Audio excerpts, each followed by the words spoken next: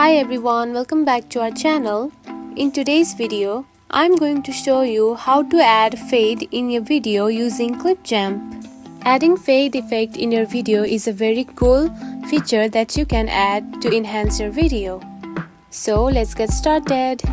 First of all, find the Clipchamp app on your home screen. Now open it. Now select one video that you want to edit and add the fade out effect.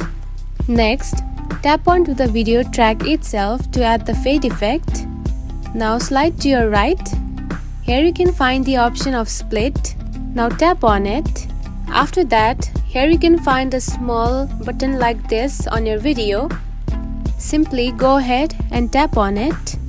Then scroll to your right until you find the option called fade. Finally, here you can find the fade effect. Now tap onto one and simply tap onto the check mark. Now you can see the fade effect has been added to your video.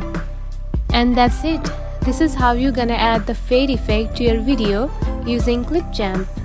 If you found this video helpful, don't forget to like and subscribe for more tips. Thanks for watching.